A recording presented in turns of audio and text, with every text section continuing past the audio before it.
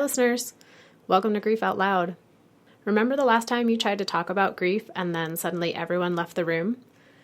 Grief Out Loud is opening up this often avoided conversation because grief is hard enough without having to go through it alone. We bring you a mix of stories, tips for supporting children, teens, and yourself, and interviews with people working in the grief field.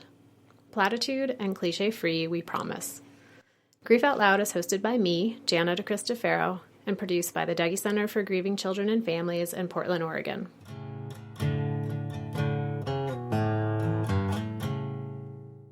When someone dies, we often discover things about them that we didn't know before. And sometimes those things can be really mundane, like finding out that your dad didn't really like chocolate. But sometimes there's huge revelations that alter your entire perspective, both on the person and the life that you shared with them. For today's guest, author Jan Canty, what she discovered about her husband after he was murdered changed everything, leaving her both in shock and angry. Now, 30 years after her husband's death, Jan is working on a book entitled Till Death We Did Part, a memoir of deception, murder, and recovery. Hi, Jan. Welcome to the show. Hello, and thank you for having me. Before we dive into some of the topics that we're going to be talking about, particularly what it's like to be grieving when your feelings about the person who died can be extremely mixed and that there can be a lot of anger and betrayal, can you talk just briefly about your story? My husband was a psychologist, and we were married 10 years. From my perspective, they were good years. He was very supportive of my goal to become a psychologist as well.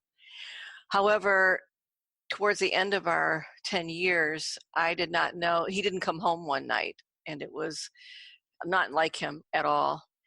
And what came out of that was I was in contact. First, I reported him missing, and then I was in contact with the Detroit Police Department, and through them, I learned that he had had a secret life for the previous 18 months. In that time, he had given them $150,000 in 1985 dollars, which translates to over $350,000 currently. He bought them cars. He bought this particular people, John Fry and Dawn Marie Spence. He bought them cars and groceries and all kinds of things. He, in addition, even gave them photos of the interior of our house and obviously put himself and myself in danger. When he was murdered, because he would not give them more, I became concerned for my own life, and it was a very public spectacle. So during the grief process, not only was I dealing with trying to wrap my head around this person who I thought I knew, but it all occurred right before the public's eye on radio and television. So as you're scrambling to understand what happened, it's getting broadcast to the entire country. Yes, and in addition to that, as he's getting revered, and isn't that very sad what happened, in the beginning at least, I was just dumbfounded and felt very violated, very betrayed by him. How did that play out just in the everyday? I'm imagining in the first few days, first few weeks after your husband dies, there's friends and family and people reaching out to you and offering condolences and sympathy. How did that work? It was awful. On the one hand, I knew that their intentions were good. They wanted to help me, but I didn't feel like anybody could help me. I didn't feel nobody understood. I felt exhausted. I mean, because he'd been missing for a week, I hadn't hardly slept. It was like I was living somebody else's life, like I had stepped into this vortex that was a mess with very little anticipation of what should I do. So it was a very baffling time. I was very tired. I was very scared because even the police told me they weren't sure they had everybody involved. And so it was a very unnerving time. It was a time of utter confusion. And I'm thinking about, your husband being missing for a week and being in that place of panic and wondering and fear for him. And then to find out what happened and to find out he's living this totally different life. Right. like for the anger to come in and the feelings of betrayal and how to make Mhm. sense of all of that. I did not make sense of it for quite some time, primarily because I had so many unanswered questions. The police didn't have time to sit me down and sort it out. It was like a jigsaw puzzle with a lot of pieces missing, and I was trying to piece it together, but there were so many fires to put out too that distracted me from trying to understand Bill's legal issues, his practice of his patients, my practice of my patients. It's like I kept having to postpone taking time to understand it because it just wasn't on the front burner for a while, even though I knew I had to do it eventually. So many people talk about that, like the bureaucracy that comes along when somebody dies and all of the details that need to be attended to. And then yours had these added layers of danger and police involvement and legality as well. That's correct. There is quite a bit of entanglement bureaucratically. And the police, I don't fault them. They did a fairly good job with me. I really think they went out of their way, in fact, for me. But it was ugly. I mean, the things that they sat me down to explain, and the fact that I had to go to the morgue and identify him, and the media was extremely intrusive. They showed up at the memorial service, even though I had made repeated requests of the undertaker not to let them in. They did, and they had these big old video cameras that they put on their shoulders.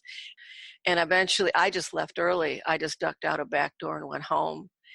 They also showed up at the morgue, and then you'd go home and it would be on the news. It was just awful. They really were very insensitive and complicated things to the point where even 2 years later, it hadn't died down enough, and I ended up leaving Michigan altogether. The way I describe it is I began to lead a redacted life. I edited what I said. I changed my last name back to my maiden name. I stopped doing clinical work and went into teaching, and I deliberately chose a job that was in the middle of nowhere. I just wanted to escape it and did a fairly good job of it for a long time. And in that process of, getting through the frenzy and the sort of melee of the initial few weeks and months and even years, and then moving away, when you did have some time and space to maybe touch into the grief, how did you experience it? How did you think about it? I was furious. I'm not a typically an angry person, but I I got so angry that I was irrationally angry. I admit that now looking back. For example, I go in the grocery store and I think, how come they only have loaves of bread for family size? Why don't they have loaves of bread for one person? Or somebody would open the door for me if I had my hands full on. I'd think, what do they think? I'm weak? I mean, it was Mm. just everywhere. It spilled out onto innocent people that had no connection with this. And I'm not saying they always even knew I was that angry, but I was seething a lot of the time, which interfered in my sleep and interfered socially with, I didn't want to be around anybody. And there was no place to deal with that because the person who caused you all this is gone. You can't sit down and say, hey, you owe me an apology and an explanation. That's over. There's no hope for that. So there's no place to discharge that anger and that hurt that comes with the betrayal. So when people would say, I'm so sorry for your loss, it would just grate on my last nerve because I wanted to say to them, why? Why are you sorry for my loss? I'm not sorry. Look at what he did to my life. Look at how he endangered his patients. Look at how he exploited his mother's money in addition to our own to support these two people that in the end killed him. I don't have a void in my life because of it. Yeah, I don't wish him back. you were needing a place and people to talk about that anger with and talk about that betrayal, and people were coming at you with the expectation that you would be, a quote unquote stereotypical grieving widow. Right. It was like no pleasing me because on the flip side of it, my parents and my sister were as angry at him as I was. How could he do this? And that bothered me too, because You're like, it's my anger to have. Well, that it wasn't like our entire marriage was bad. It was good in many ways. And like I said, it wasn't rational, and there was no pleasing me. I think what I really needed but didn't get is to have someone calmly sit down and say, boy, if I was in your shoes, I would be really confused and I would be really angry at what's going on around you. But nobody said that to me. They either avoided me or they would give me these platitudes, both of which I didn't want. Yeah. So for someone to just acknowledge the complexity of what you were facing. Mm-hmm. Exactly. So you talked a lot about, the anger that you had, and I really appreciate that idea of the term conflicted grief. I think that really captures a lot of what people who maybe had a relationship with somebody who died that was ambivalent or challenging in some way, and they don't have a lot of ways to talk about the grief that they're feeling, of maybe some sense of anger at that person or relief, but also grief. What are the ways that you've found to discharge some of that anger, or to start to piece together what had happened? Well, it was a gradual process. I think in the very early weeks and months, I discharged my anger by getting organized. I got the house prepared to sell. I had his offices to clean up, his records to sort out. And then I think the other thing that helped was when I finally was able to sell the house, which took quite some time, because at that time in history in Michigan, if there was any violence connected with the owner of a house, even if it did not occur on the property of the house, you had to disclose that to potential buyers in the case, and that devalued the cost of the house. So I finally got away from the house, and that helped too, to kind of feel like, well, at least I've got some corner of my life under control. But it was not a steady, progressive thing. I mean, I remember one night I went out with friends.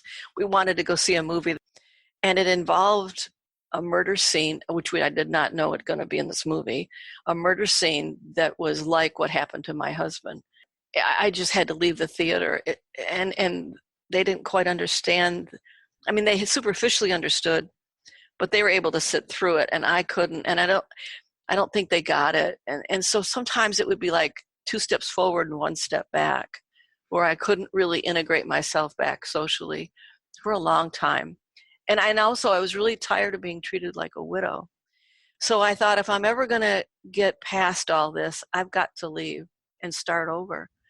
And that's when I think I really began to feel better. So my point being that in the very beginning, this, I don't know, secrecy or this denial of everything was necessary to cope.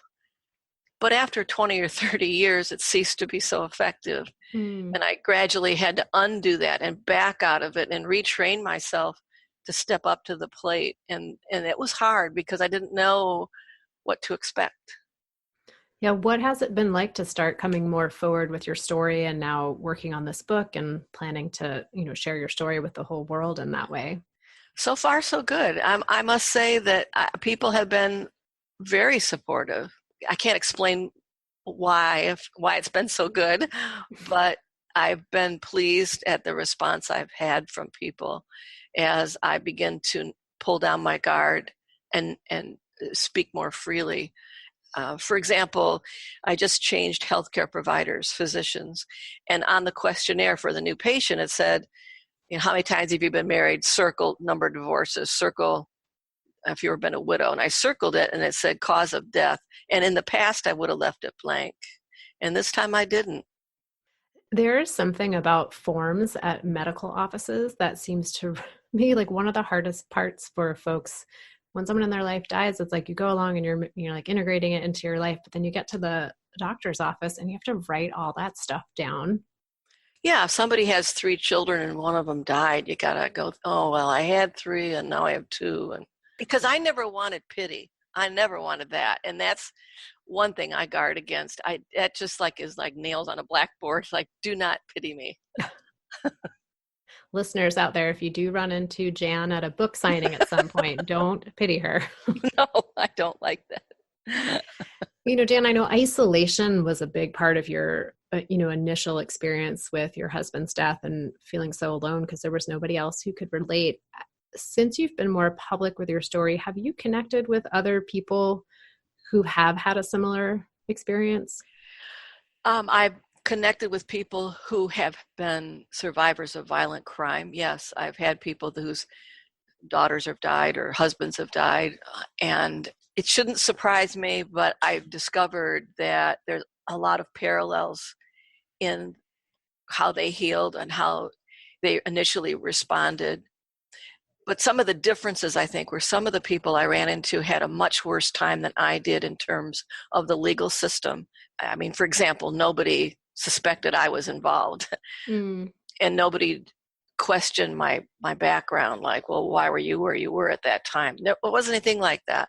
Whereas people I've met with who got tangled in the court system, or if they had a defense attorney who was extremely vigorous in the defense and was not supportive to the family, it came off as justifying the behavior. They had a worse time than I did. So everybody's a little different, but there are parallels, and I had not thought about much about that until I kind of came out of the shadows.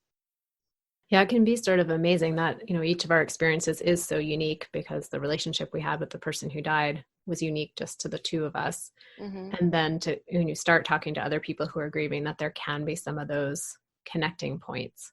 Are there other aspects of violent death or a murder that you think stand out? In my experience, one of the things what had happened to me was nobody wanted to touch me. Nobody hugged me. And it might have been my posture too, like, don't touch me. I don't know. It's hard to be objective that way. That was a strange thing. People did not make eye contact as much as I would have hoped that they would have. And they were obviously lost for words. And as I said, people treated me as if I was broken. And just like there's this big elephant in the room and nobody's talking about it, including myself. And also I was very, very exhausted. But I don't think that's unique to violent murder. I think anybody who survives a death of somebody close to them is very, very tired. And that lasted a long time for me because I couldn't sleep. Yeah, there's something spectacularly fatiguing about grief. Tell us a little bit about the book that you're working on and some of your hopes for how it will maybe help you or help others. My main goal, my main hope, what will come from it is that I can contribute to the discussion that I think is lacking, which is, what is it like for the surviving families or spouses or children of people who die violently? Because since about 1960s, there's been hundreds of books and lots of movies published and produced that kind of follow murderers, sometimes even glorify them.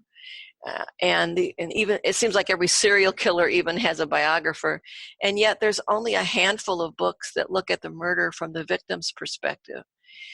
And America's fascination with murder has, as a result, left the victims and of the survivors in the shadows, and I think makes it even more important for them to seek comfort in one another.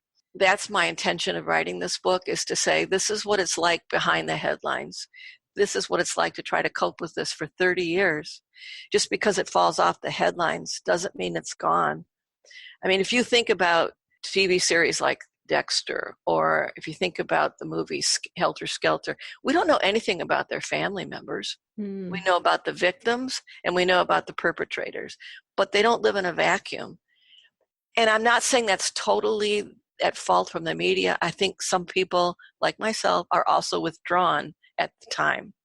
I couldn't have done it at the time.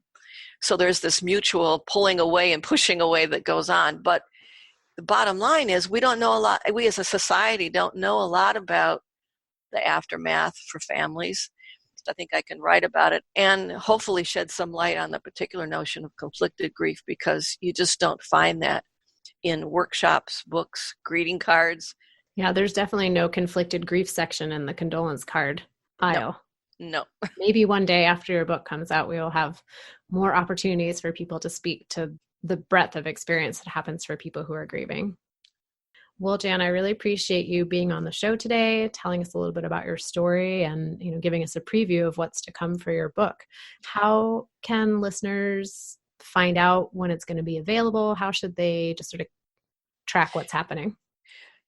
Probably the best way is if they're using Facebook. I have a Facebook page that goes by the title, so it would be Till Death We Did Part. Also, I have a website, jancantyphd.com, and I'll be posting updates there as well. And listeners, I'll put all of those places to find Jan on our show notes today. Jan, thanks again for being part of the show.